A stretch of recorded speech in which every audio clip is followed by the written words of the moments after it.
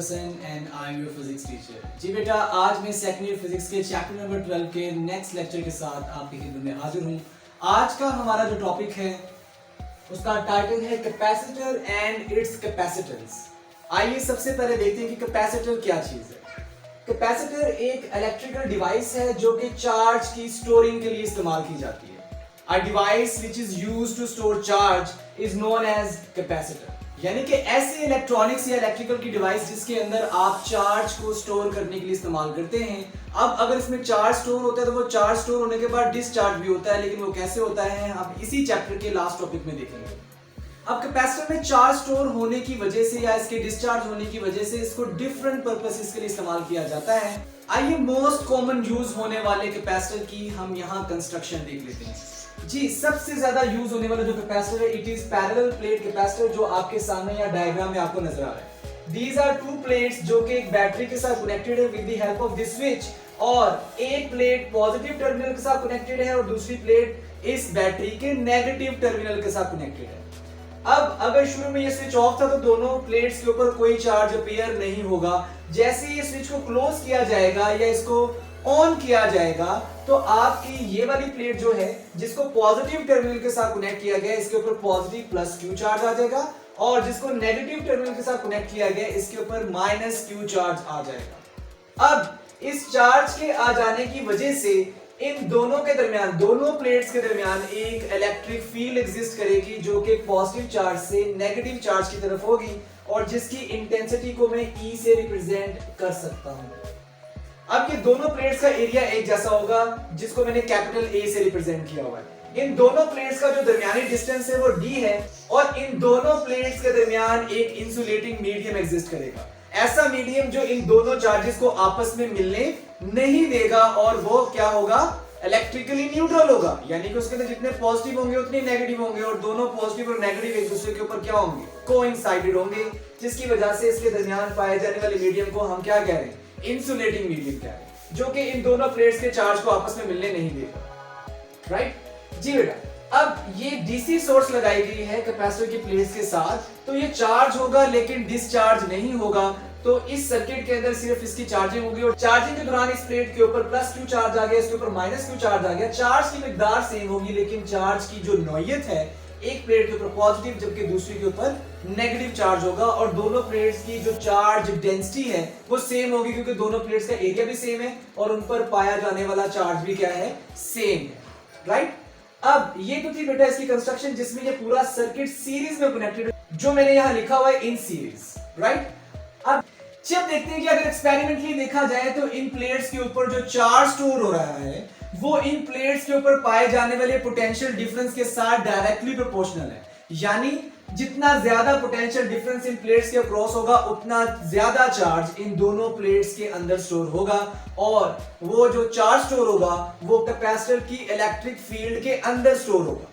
आपको पता है कि कैपेसिटर में पॉजिटिव प्लेट से नेगेटिव प्लेट की तरफ इलेक्ट्रिक फील्ड मौजूद है, तो वो जो चार्ज स्टोर होगा या जो एनर्जी स्टोर होगी in the form of electric charge, वो energy in its electric field store होगी। ये बात आपने याद रखनी है। कैपेसिटर में जो एनर्जी स्टोर होती है वो इलेक्ट्रिक फील्ड के अंदर स्टोर होती है। राइट, अब जो एक्सपेरिमेंटली देखा गया तो ये जो चार्ज स्टोर हुआ है ये पोटेंशियल डिफरेंस के साथ डायरेक्टली प्रोपोर्शनल था।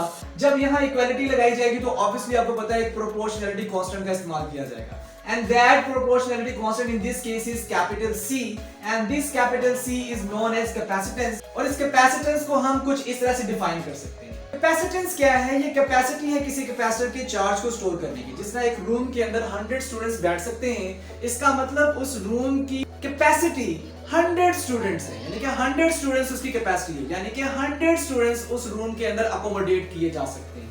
राइट, इसी तरह से कैपेसिटर के अंदर कितना चार्ज स्टोर होगा वो कैपेसिटर की कैपेसिटी कहलाती है। अब कैपेसिटी को अगर मैं इसी रिलेशन से रीअरेंज करके निकालूं तो वो रिलेशन क्या बनेगा, Q over V। Right, capacitance की डेफिनेशन जो मैंने लिखी हुई, ability of capacitor to store charge in it, और उसका जो मैथमेटिकल रिलेशन होगा it will be Q over V। Capacitance का जो यूनिट होता है इट इज फैराड। फैराडे नाम जो साइंटिस्ट था माइकल फैराडे, उसकी बुनियाद पर इसका यूनिट फैराड रख दिया गया।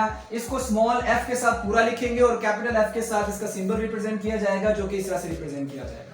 अगर मैं इस रिलेशन को देखूं तो यहां से मुझे 1 फैराड की वैल्यू मिल जाती है। अगर कैपेसिटेंस 1 फैराड हो तो चार्ज कितना होगा, 1 कूलम, और पोटेंशियल डिफरेंस प्लेट्स के क्रॉस कितना होगा, 1 वोल्ट। इसका मतलब 1 फेरेड की डेफिनेशन क्या बनेगी? 1 farad will be equal to 1 coulomb over 1 volt. It means उस कैपेसिटर की प्लेट्स में जो चार्ज स्टोर है अगर वो 1 कूलम है और उस 1 कूलम चार्ज की वजह से उसकी प्लेट्स के क्रॉस जो पोटेंशियल डिफरेंस अपीयर हो रहा है it is 1 volt. In that case उस वक्त जो कैपेसिटर की कैपेसिटी या कैपेसिटेंस होगी उसको हम 1 फेरेड कहेंगे। If 1 coulomb of charge is stored in the capacitor due to a potential difference of 1 volt, then its capacitance will be equal to what? 1 farad, right? ये तो थी बेटा फेरेड की डेफिनेशन। इस तरह से फेरेड के स्मॉलर यूनिट्स भी हो सकते हैं जिनको हम नॉर्मली यूज करते हैं कैपेसिटर की कैपेसिटेंस को रिप्रेजेंट करने के लिए, जिसमें एक में लिखा हुआ microfarad. 1 microfarad is equal to 10 raised to power -6 farad, जैसा कि आप इस प्रीफिक्स को पढ़ चुके हैं ऑलरेडी फर्स्ट ईयर के अंदर ही। 1 पिकोफेरेड, पिको होता है 10 raised to power -12, तो picofarad will be equal to what? 10 raised to power -12 farad, right? जी बेटा ये तो था इसकी यूनिट। अब हम देख लेते हैं कि इसकी डिपेंडेंसी किन किन फैक्टर्स पे होती है, कैपेसिटेंस किन किन फैक्टर्स पे डिपेंड करती है, राइट? कैपेसिटर के जो फैक्टर्स हैं उनमें से सबसे पहला फैक्टर जो है वो ज्योमेट्री है प्लेट्स की। जो आपके पास कैपेसिटर उसकी जो प्लेट्स है उसकी जो बनावट है, उसका जो एरिया है, उसकी जो लेंथ है, उसकी जो डिस्टेंस है बिटवीन द प्लेट्स, उसके ऊपर कैपेसिटेंस डिपेंड करती है। कैपेसिटेंस इनके ऊपर किस तरह से डिपेंड करती है उसको हम अगले लेक्चर में इंशाल्लाह देखेंगे, राइट? जी दूसरी बात इसमें लिखी हुई कि जो प्लेट्स के दरमियान मीडियम एग्जिस्ट करता है उस मीडियम के ऊपर भी क्या डिपेंड करती है? कैपेसिटर की कैपेसिटेंस डिपेंड करती है, और वो मीडियम पे किस तरह से डिपेंड करती है इसको भी हम अगले लेक्चर में इंशाल्लाह जरूर देखेंगे। जी बेटा तीसरी बात, सेपरेशन बिटवीन द प्लेट्स, जो मैंने यहाँ शो की हुई है। D is the distance between the plates, जो कि सेपरेशन है एक्चुअली दोनों प्लेट्स के दरमियानी फासला है, तो ये इस पे भी डिपेंड करती है, लेकिन ये किस तरह से डिपेंड करती है इसको हम नेक्स्ट टॉपिक में इंशाल्लाह जरूर देखेंगे। जी बेटा आज के लिए इतना ही, इंशाल्लाह मैं बहुत जल्द नेक्स्ट टॉपिक के साथ आपकी खिदमत में हाजिर होऊंगा। आपसे गुजारिश है कि चैनल को सब्सक्राइब कीजिए, बेल आइकन पर क्लिक कीजिए ताकि नेक्स्ट आने वाली वीडियोस की नोटिफिकेशंस आपको मिलते रहें। जी बेटा अगली वीडियो तक मुझे इजाजत दीजिए। Thanks for watching this video. Allah Hafiz.